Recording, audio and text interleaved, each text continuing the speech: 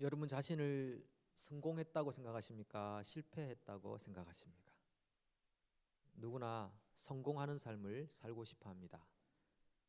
실패하고 싶은 사람은 아무도 없겠지만, 그러나 누구나 실패를 경험하곤 합니다.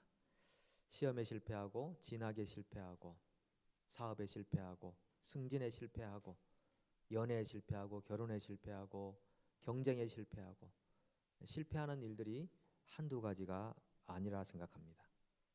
몇 번을 실패했느냐, 몇 번을 성공했느냐 하는 것이 그리 중요한 것 같지는 않습니다. 그런데 할 수만 있으면 실패를 안 하고 싶어 하지만, 사실은 이 실패가 우리에게 주는 가치는 충분히 있다, 그렇게 생각합니다. 에디슨이 했던 수많은 실패, 링컨이 경험한 수많은 실패, 우리가 잘 알고 있듯이 그런 실패가 반면 교사의 역할을 충실하게 감당합니다. 실패하는 순간에 저렇게 하면 안 되는구나 하는 걸 알게 됩니다. 자신도 모르게 그 실패가 자신을 교육시키고 또 남을 교육시키는 그런 가치와 의미를 지니고 있습니다. 또한 실패는 사람을 겸손하게 만듭니다. 내가 모든 걸 잘할 수 있는 사람이 아니구나. 성공했던 사람들은 결코 얻을 수 없는 그런 겸허함을 실패를 통해 배울 수 있게 됩니다. 그래서 세상에서 벌어지는 모든 성공과 실패라는 것은 반드시 양면성을 가지고 있습니다. 성공했다고 우쭐댈 일은 아니고, 실패했다고 우울하게만 살아갈 일도 아닙니다. 왜냐하면 우리가 그 성공보다, 그 실패보다 훨씬 더 소중한 존재이기 때문입니다. 세상은 우리를 성공과 실패라는 잣대로 우리를 평가할지 모르지만, 우리는 그렇게 평가될 정도로 지어진 존재가 아니라는 것이죠. 한국인의 경우에 지금까지 선호하는 직업별 순위가 이렇다고 합니다. 의사, 치과의사, 판검사, 회계사, 약사, 한의사, 세무사, 변호사, 항공기 조종사, 투자 및 신용 분석가, 교수, 변리사, 이런 순으로 보통 연봉과 관련된 순서죠. 그래서 그런 전문직을 갖기 위해 얼마나 앞다투어 살아왔는가 하는 거죠. 뉴질랜드의 경우는 헤럴드 신문을 보니까 엔지니어, IT, 1차 산업, 목축, 목수, 용접, 환경공학, 농장관리, 수의사, 회계사, 요리사, 재정조언가, 의사, 교사, 이런 순으로 직업을 선호하고 또 많은 수입을 얻는다. 뭐 그런 이야기들인데, 그런데 10년 후가 되면, 지금부터 10년 후가 되면은 유망한 직업이 완전히 바뀌는 것입니다. 소프트웨어 개발자, 사업가, 로봇 엔지니어, 예술가, 보안 전문가, 정보를 유출시키지 않기 위해서 보안 전문가, 바이오 엔지니어, 이런 직종들이 이제는 선망하는 직업들이 될 거다라는 것이죠. 그렇게 본다면 성공이라고 규정할 수 있는 절대적인 직업이나 일이 없다는 것입니다. 사회의 무드에 따라서 달라질 수 있다는 것이죠. 중요한 것은요, 성경 그 어디를 봐도 우리는 직업이나 연봉이나 지위에 의해 평가되지 않는다는 것입니다. 그래서 복음이 좋은 것입니다. 세상이 그런 것들로 사람을 평가할 때 복음은 그렇지 않다고 외치거든요. 그렇다면 그 순위를 벗어난 직업이 좋다는 말입니까? 그것이 아니라 복음은 우리를 어떤 면에서 이미 우리를 실패한 사람으로 규정부터 하기 때문입니다. 실패하지 않고 성공하기 위해서 얼마나 근근히 따라가느라 힘들고 피곤한 인생을 살아갑니까? 그런데 복음은 그러지 않고 처음부터 우리에게 너는 실패한 사람이라는 걸 인정하라고 말씀하는 것입니다. 그것이 복음이 주는 1차적 평안이라고 하는 것입니다. 실패하지 않기 위해서 아둥바둥 근근히 버텨가는 괴로움을 가지고 있지 말고, 당신은 실패한 자야. 아, 나는 실패한 사람이었구나. 이것을 받아들임으로써 평안을 누리라는 것입니다. 여러분, 공산주의와 자본주의에서 중요하게 생각하는 가치는 다릅니다. 공산주의는 공평, 분배라는 것이 키워드라면, 자본주의는 근면, 성실이라는 것이 키워드가 되겠죠. 근데 공산주의는 무너졌습니다. 아, 사람이 워낙 악하기 때문에 공평이나 분배라는 것이 안 되는구나 깨달아지는 것이죠. 자본주의가 진리입니까? 자본주의도 무너져 가고 있는 것입니다. 사람이 근면하게 성실하게만 살면 될 줄 알았는데 그것도 아니구나. 욕심이라는 것이 사람들을 망가뜨리는 것이구나. 서로 얼금얼금 얽혀있는 그물망처럼 되어 있는 이 세상이 다 욕심으로 인해서 다 망가지는 것이구나. 그래서 우리는 그 어떤 것도 사람과 세상과 이 사회를 구원할 만한 능력이 없다는 것을 알게 된 것입니다. 열심히 세상에서 살았는데 교회에 오니까 또 더 부지런히 살아라. 그것이 과연 우리에게 복음인가? 라고 하는 것입니다. 더 부지런히 살아라. 남들보다 조금만 더 열심히 해라. 이런 것이 과연 복음인가? 우리를 자유케 하며 평안케 하는 복음인가 하는 것입니다. 그럴 수 없는 것이죠. 그래서 복음은 처음부터 우리에게 실패자였다는 것을 인정하고 시작하라고 말씀하는 겁니다. 예를 들어서 우리가 한국과 일본이 축구를 한다고 생각해 보십시오. 정말 황금 시간에 중요한 축구 경기를 합니다. 월드컵 결승전에 한국과 일본이 올라갔다라고 생각해 보십시오.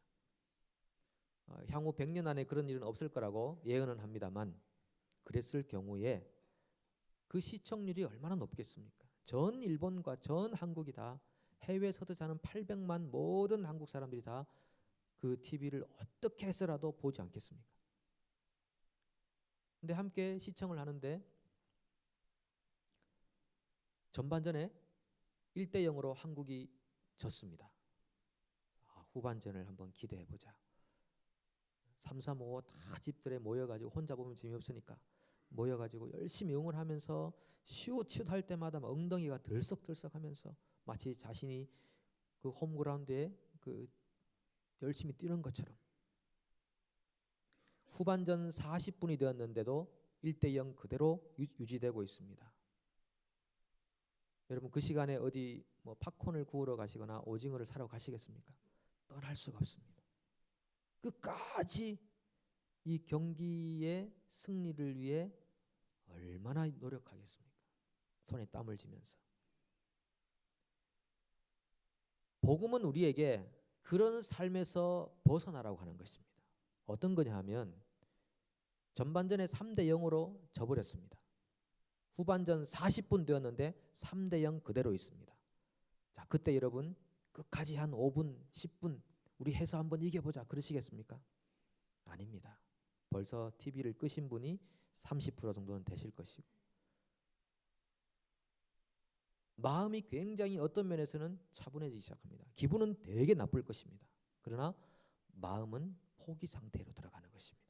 이번에 월드컵 우리가 놓쳤으니까 4년 후에는 우리가 우승을 하자. 그런 마음으로 일본을 이기자. 그런 마음으로 태평하게 되는 것이죠. 복음은 우리에게 처음부터 포기해라. 넌 실패한 사람이다. 그걸 말씀하신다는 것입니다. 그거 인정하지 않으면 우리는 여전히 주님 안에서 쉼이 없는 고달프고 피곤한 삶을 살아갈 수밖에 없습니다. 예수를 안 믿던 분들이 교회를 출석하기 시작하는데, 자신을 포기하는 것부터 배우지 않고 인간의 열심이나 윤리부터 배우기 시작하면 신앙생활은 결코 즐겁지 않습니다. 피곤한 삶의 연속일 뿐입니다. 부지런히 뭔가를 이루어내야 할 그런 공장 같은 느낌이 드는 것입니다. 신앙생활 자체가. 그래서 예수를 처음 믿을 때 중요한 것이 예수님께서 거듭나라고 했거든요. 거듭난다는 것은 옛 자아가 죽었다는 의미거든요. 자신이 실패한 존재라는 것을 인정하고 포기하라는 것이거든요. 여러분, 우리가 구약이라고 부르는 이 성경은 사람이 죄 문제에 왜 실패했는지, 하나님을 섬기는 일에 왜 실패했는지를 잘 말해줍니다. 실패했다는 그 말은 우리가 하나님을 섬기는 일에 실패했다는 것입니다. 죄 문제를 해결할 수 있는 길에 실패했다는 것입니다. 스스로 가두어 놓은 그 울타리에서 벗어나는 일에 실패했다는 것입니다. 그래서 구약은 왜 실패했는지를 잘 말해주는 것입니다. 여러분, 구약 성경 다음에 신약이 옵니다. 구약을 보지 않고 신약부터 본다면 문제가 생기는 것입니다. 실패한 자아를 깨닫지 못하고 신약부터 봐서 열심히 살면 되는 것이구나, 착하게 살면 되는 것이구나 라고만 생각하여 예수를 믿는다면 크나큰 병폐를 가져온다는 것입니다. 그래서 구약을 읽으면서 저 이스라엘 나쁜 사람들, 어떻게 하나님의 아들을 저렇게 십자가에 못 박는 배은망덕한 일을 했을까 라고 지탄하는 구약으로 끝내는 것이 아니라, 구약을 보면서 내가 하나님의 아들을 십자가에 못 박는 어리석은 자였구나, 난 정말 하나님을 섬길 수 없는 실패자구나, 이것을 뼈저리게 고백할 때, 그때부터 신약이 열리기 시작하는 것이죠.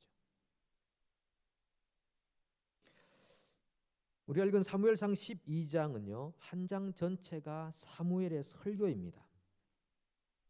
사무엘이 설교하는데 어떻게 설교하는가 하면 이스라엘 백성들에게 한 패턴이 있었다는 것입니다. 어떤 패턴이냐? 고달프고 힘들면 기도하고, 하나님이 구해주시면 은혜 누리다가 또 힘들어지면 또 기도하고, 하나님이 구해주면 또 평안을 누리다가 또 죄짓고 또 기도하고, 이것이 계속 반복되었다는 것입니다. 이집트에 있는 이스라엘 백성들이 아우성을 치고 기도하니까 하나님이 그들을 10가지 재앙 후에 홍해를 건너 자유하는 백성이 되게 했다는 것이죠. 그래서 자유를 누리다가 또 해이해지고 죄를 짓기 시작하니까 하나님이 여러 주변의 나라들을 공격하게 만들었어. 고통을 당하니까 또 하나님이 이 백성들이 부르짖게 되고 하나님이 사사들을 세웠다. 그렇게 해서 여기까지 왔는데 이번에 암몬이란 나라가 쳐들어오니까 백성들이 하는 말이 왕을 주소서라고 했다는 것입니다. 왕을 주소서라고 하는 것은 저 다른 나라에 보니까 왕이라는 것이 있어서 참 안전하고 좋아 보입니다. 성경은 우리에게 이 세대를 본받지 말라라고 했는데 저 나라를 보니, 하나님 없는 나라를 보니 왕이 있어서 너무 안전하고 편안하게 보입니다. 우리에게도 왕을 주소서. 사무엘이 이렇게 말하죠. 너희가 평소에 짓는 죄에다가 악을 하나 더 더했다. 왕을 구하는 것은 선이 아니라 악이었다. 그래서 지금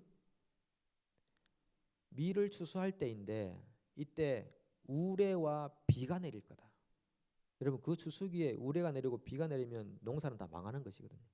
건조기입니다. 건조기 때 우레와 비가 내릴 텐데 그렇게 된다면 너희가 왕을 구한 것이 큰 악이라는 것이 확실한 사실이다. 그렇게 설교를 했는데 정말 우레가 치고 비가 내리고 그때 백성들이 굉장한 두려움에 휩싸였습니다. 우리가 지금까지 했던 게 잘못했던 것이었구나. 두려워서 사무엘에게 우리가 죽지 않도록 기도해 주십시오. 이렇게 부탁합니다.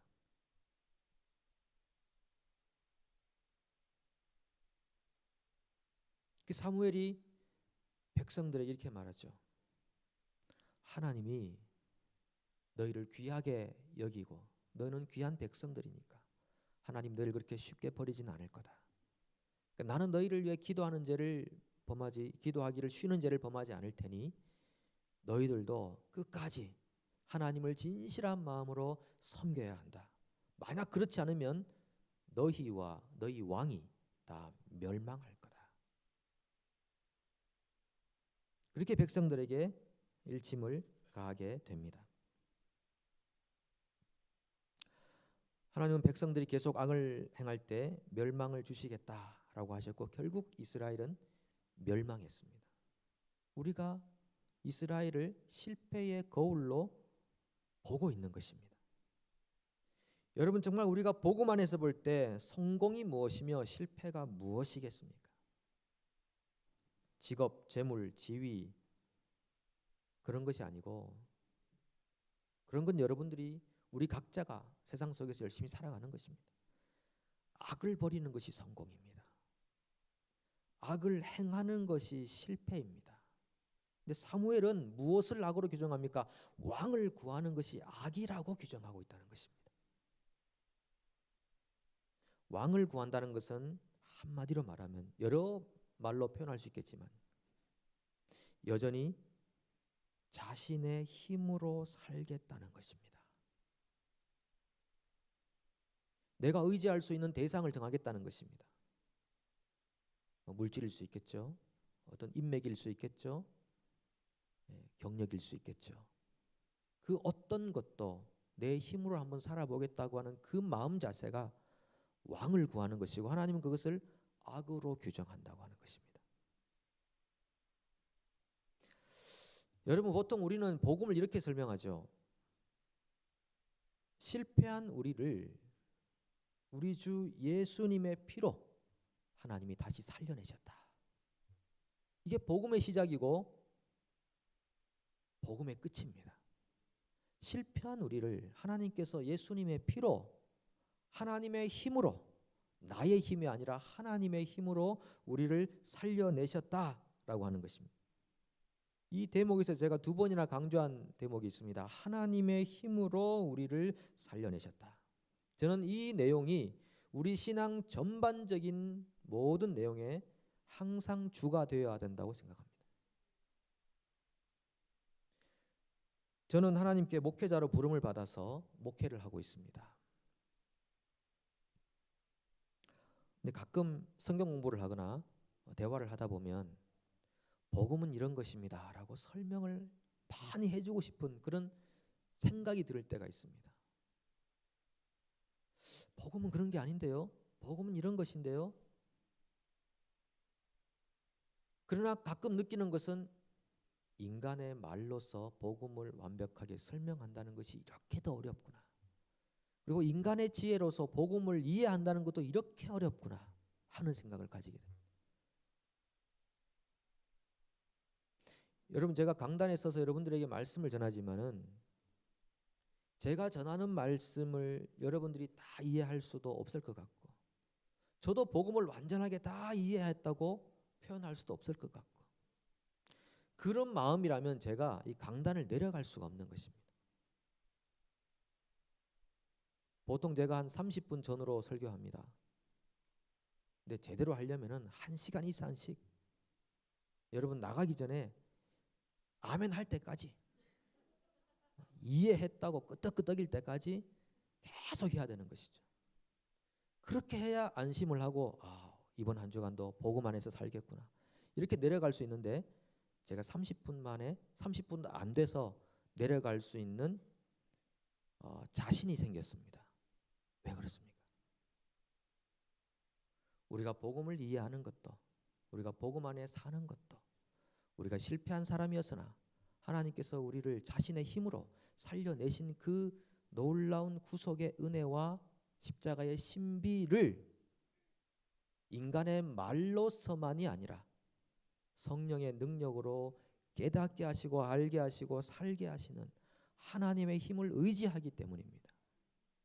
그렇기 때문에 내려가는 것입니다. 그건 제 직무유기가 아니라 하나님의 힘을 의지하는 믿음이라고 감히 설명드리고 싶은 것입니다. 여러분 혹시 살아가면서 그런 마음 드실 때 있지 않습니까? 주변 사람에게 너무 안타까워서 정말 얘기해주고 싶고 복음에 대해서 하나님을 섬기는 예에 대해서 정말 얘기해주고 싶고 그 마음으로 충분할 것 같습니다. 우리가 붙들어서 아무리 얘기한다고 해도 그 상대는 피곤하고 지칠 뿐일 것이죠. 한두 마디라도 하나님께서 역사하시면 깨어나지 않겠습니까? 회복되지 않겠습니까? 회개라는 것은 인간의 수준과 열심에 달려있는 것이 아니고 하나님의 역사에 달려있다고 하는 것입니다. 아무리 온유한 사람이 나와서 간증하고 말씀 전해도 구원받을 사람은 다 받는 것입니다. 하나님의 역사하기 때문이죠. 여기서 하나님의 역사를 빼고 나면 이 교회는 아무것도 아닌 것입니다. 인간 집단으로 전락하고 마는 것입니다. 유지될 수가 없는 것입니다. 근데 교회가 2000년을 지속해온 것을 보면 결국 이 교회가 무능하고 부족하고 모순적인 사람에 의해 움직여지는 것이 아니라 완벽한 하나님의 역사에 의해서 움직여지는 것이구나. 너무나 분명한 증거가 여기에 있지 않겠습니까?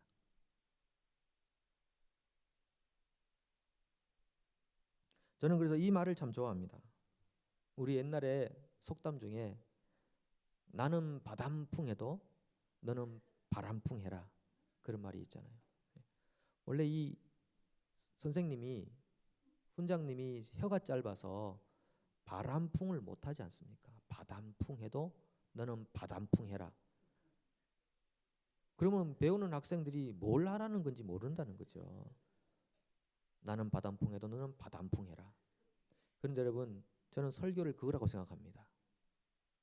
저는 바람풍하고 있거든요. 근데 여러분에게 제가 바람풍 하십시오 그러는데 여러분은 바람풍 하시더라고요.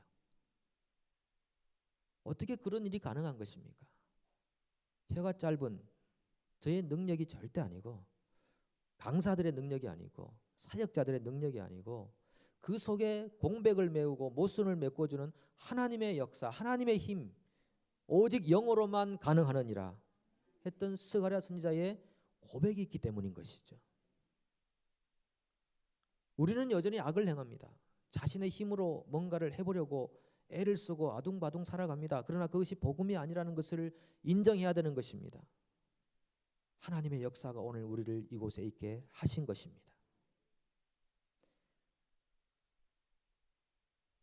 저는 요나 선지자를 다시 묵상하게 됐습니다. 요나 선지자 그러면 그 참 엉터리 선지자도 없다 이런 생각을 했습니다. 엉터리잖아요. 하나님이 가라고 그랬는데 도망가 버리잖아요. 슬쩍 그냥 부름 받아 놓고 저는 못 가겠습니다. 그리고 배 타고 다른 데로 가버리고. 근데 하나님이 불러가지고 다시 보내가지고 물고기 고래 속에 들어가고 뭐 이렇게 해서 다시 가서 그랬으면 정신을 차려야 될 거 아니겠습니까? 그렇게 혼이 났으면. 그런데 그 니느웨라는 도시에 가서 대충 전합니다. 대충 전했는데 원래 한 3일 정도 다녀야 되는데요. 하루만 일하고 이틀은 그냥 제껴버렸어요. 그런데 짐승까지 회개하는 역사가 일어났다. 저는 그래서 요나 선지자 그렇게 해도 괜찮은가? 한 달에 주일날 제가 4번 설교해야 되는데 한 번만 하고 말아버려도 되는가?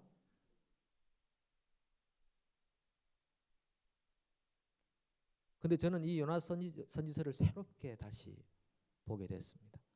이것만큼 영적인 성경책이 없다. 이 성경에는 선지자는 완전히 망한 사람이 되고요. 하나님이 높임을 받더라고요. 선지자는 직무유기처럼 보였는데 이 성경이 하나님의 역사에 대해서 놀랍게 기술하고 있더라고요. 아니 선지자가 대충 전하고 사랑도 없이 형식적으로 전했는데 어떻게 그 적국인 아수르가 회개를 하고 돌아오느냐는 것입니다. 야, 굉장히 영적인 성경이구나. 하나님의 힘이 고스란히 보여지는 그런 성경이구나. 이게 오픈 엔딩으로 끝나잖아요. 하나님께서 하시는 말씀으로 끝나거든요. 이 성에 좌우를 분별하지 못하는 사람이 12만 명이나 있고 육축도 많이 있는데 내가 이들을 아끼는 것이 합당하지 않겠느냐? 하나님의 말씀으로 이 요나스가 끝이 나요. 여기에는 요나의 공로를 그렇게 찾아볼 수가 없다 이거죠. 복음이라는 것이 이런 것이구나.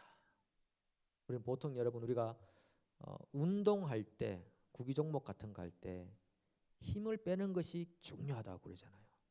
라켓을 잡거나 채를 잡거나 그럴 때 힘이 들어가 있는 것은 하수들이거든요. 힘을 빼는 것은 고수들이거든요. 저는 한 번씩 TV에 리디아 고가 한 번씩 나와서 뉴스에 나오는데 연습공 치는 걸로 보였습니다.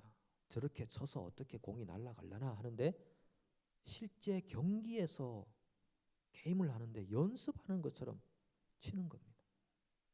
근데 그녀가 세계 1, 2, 2위를 다투고 있는 거 아니겠어요? 하수들은 힘을 줍니다. 근데 고수들은 힘을 뺍니다. 저는 그것이 우리 영적인 원리에도 통한다라고 생각합니다.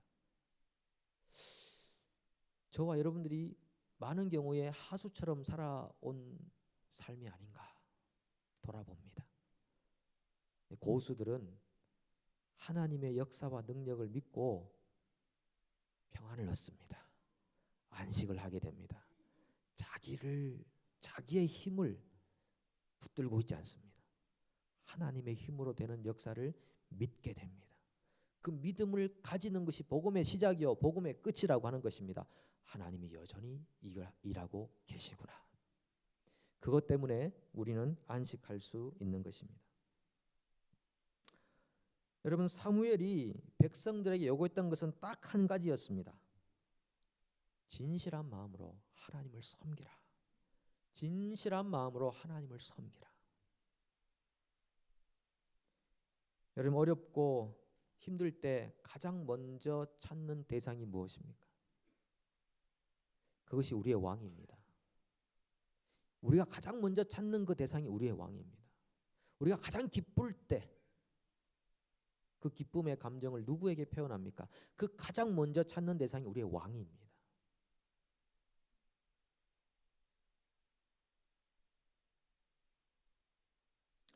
지금 이스라엘 백성들은 우리가 죽게 되었으니 두려우니 하나님께 기도해 주십시오. 마지막으로 하나님을 찾습니다. 마지막으로 기도하겠다는 것입니다. 기도는 마지막이 아니고 처음이어야 합니다. 처음이어야 합니다. 하나님을 찾는 것은 막다른 골목에 갔을 때 마지막으로 찾는 게 아니라 처음이어야 합니다. 그것이 우리의 왕입니다. 모든 일을 행할 때 기도부터 하고 하나님께 기도부터 하고 시작하십시오. 여러분 어려울 때 모든 어려운 순간 닥치자마자 기도부터 하십시오. 그 자리에 앉으십시오. 무릎 꿇으십시오. 하나님부터 찾으십시오. 기쁜 일이 생겼을 때 하나님께 찬양과 감사를 올려드리십시오. 가장 먼저 기도로 시작하시고 찬양으로 시작하십시오. 그래서 기도는 하나님을 찾는 것은 평상시에 하는 것입니다. 죽을 만큼 힘들어서 기도의 자리에 나오는 것이 아니라 하나님이 나의 유일한 왕이시기 때문에 내 복음의 처음과 끝이시기 때문에 기도의 자리에 늘 앉는 것입니다.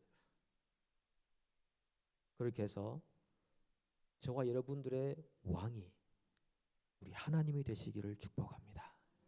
기도하겠습니다. 하나님 감사합니다. 오늘도 하나님이 일하시기 때문에 힘이나 능으로 되지 아니하고 오직 나의 영으로 되느니라. 성령으로 되는 역사가 있기에 우리가 안식을 얻으며 평안을 누립니다. 하나님 더 이상 우리가 우리 힘으로 살지 아니하고 하나님의 힘으로 기동하며 살아야 할 존재임을 기억하게 도와주시고 하나님이 하시는 역사들에 대한 믿음으로 오늘도 담대함과 안식 누리게 하여 주옵소서.